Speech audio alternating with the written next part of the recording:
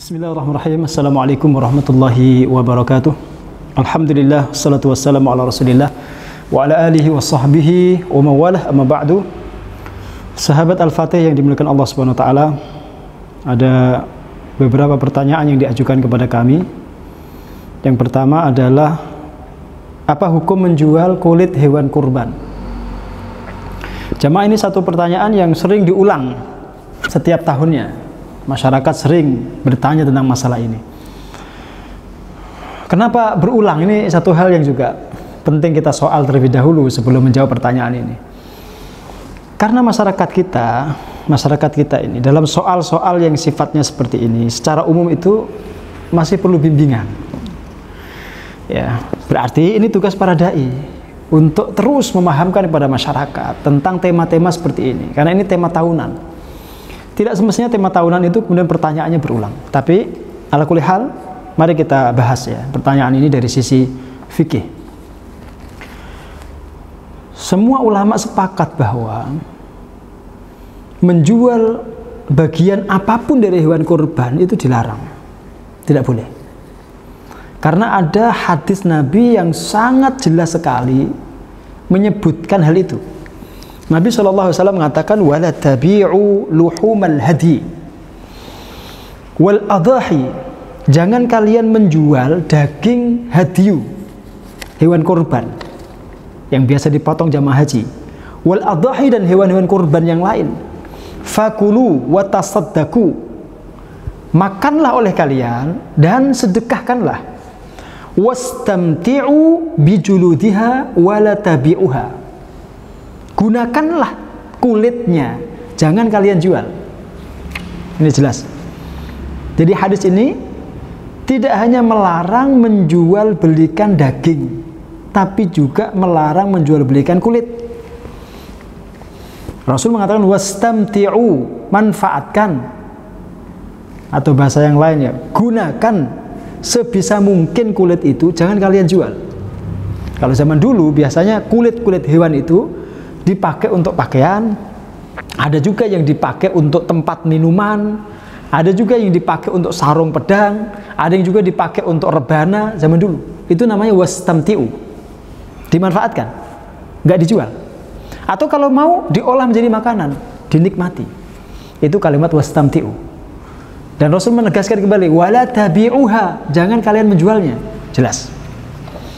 Maka kalau kita telusuri dalam catatan para ulama, kalau kita lihat dalam mazhab Syafi'i, Imam An-Nawawi rahimahullah di dalam kitabnya Al-Majmu', beliau menegaskan begini, kalimatnya saya bacakan. Wattafaqat nususus Syafi'i wal ashabi ala annahu la yajuzu bai'u syai'in minal hadi wal udhiyati nadhran kana aw tatawu'an sawa'un fi dhalika al-lahmi wasyahmi wal jildi wal qarni was sufi wa ghairihi wa la yajuzu ja'lul al-jildi wa ghairihi ujratan lil jazzar bal yatasaddaqu bihi al-mudahi wal muhdi aw yattakhidhu minhu ma yantafi'u bi ainihi kasaqain aw dalwin aw khuffin wa ghairi dhalik. Kita lihat maksud daripada teks ini ya.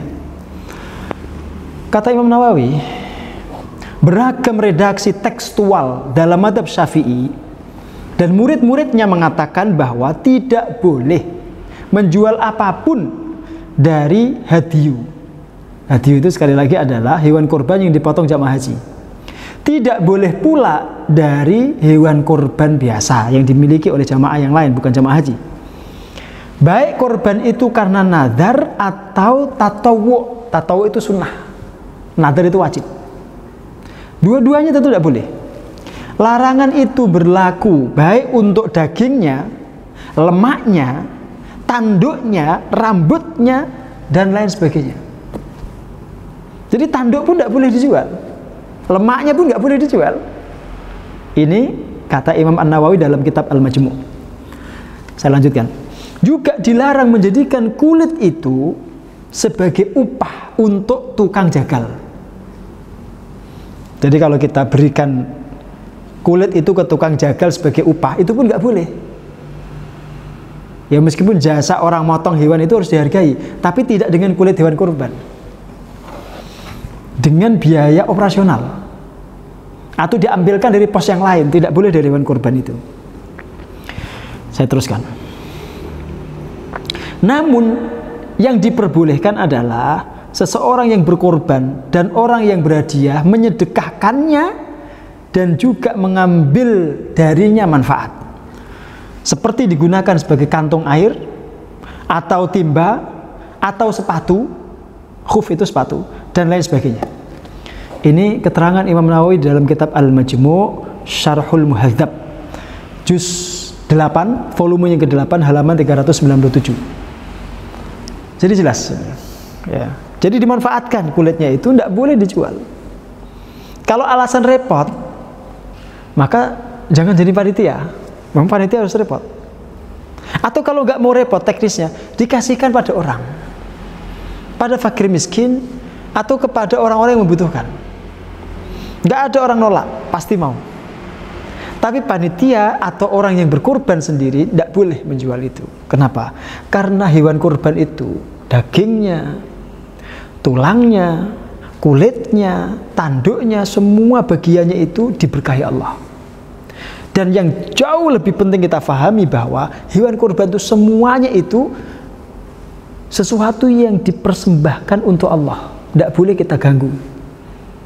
Tidak boleh kita ganggu. Makanya Qabil itu kenapa ditolak korbannya? Itu salah satunya karena dia mengganggu korbannya sendiri.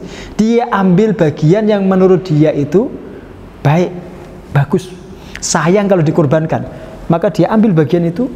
Itu salah satu yang menjadikan Allah tidak mau menerima korbannya, selain karena motivasinya yang salah. Nah, maka kita kemudian dilarang oleh Rasul makan itu. Ini pertanyaan pertama. Yang kedua, satu jatah hewan kurban itu boleh untuk berapa orang? Jamaah, hewan kurban itu ada 3 jenis. Ada unta, ada sapi, ada kambing. Kalau hewan yang dikurbankan itu adalah unta, maka saya ambilkan satu riwayat, dia boleh dipakai untuk 10 orang. Jadi kalau ada orang motong satu unta, itu boleh diatasnamakan 10 orang. 10 orang iuran, beli unta, dipotong untuk 10 orang, boleh.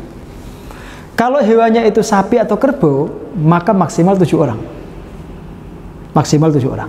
Tidak boleh lebih. Dan 7-7-nya itu harus muslim semua. Nah, ini juga ada satu kasus yang kadang-kadang ditanyakan oleh jamaah. Boleh tidak kalau orang Nasrani ikut iuran?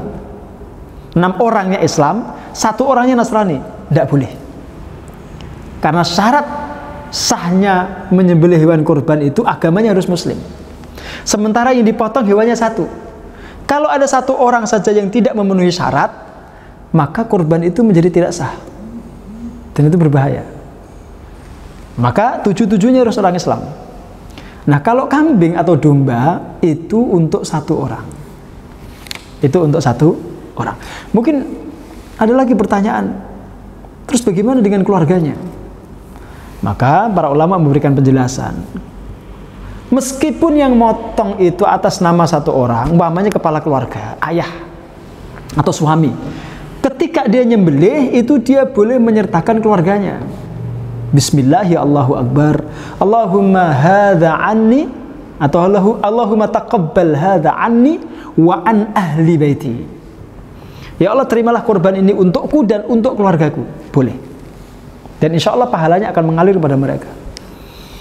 Kenapa? Karena Rasul Shallallahu Alaihi Wasallam ketika memotong hewan kurbannya itu, beliau juga mengatasnamakan umatnya.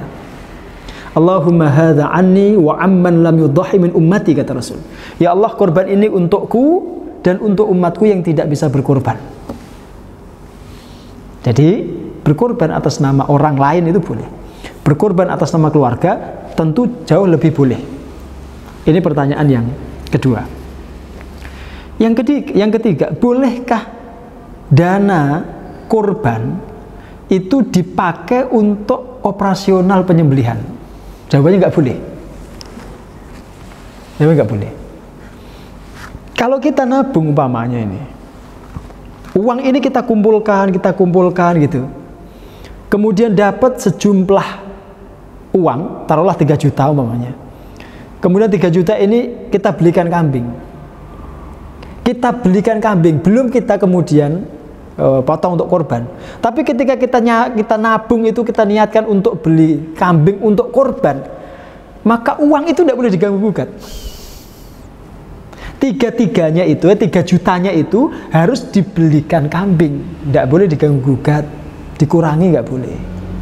Makin bagus, makin gemuk, makin mahal hewan yang kita beli untuk korban, makin bagus.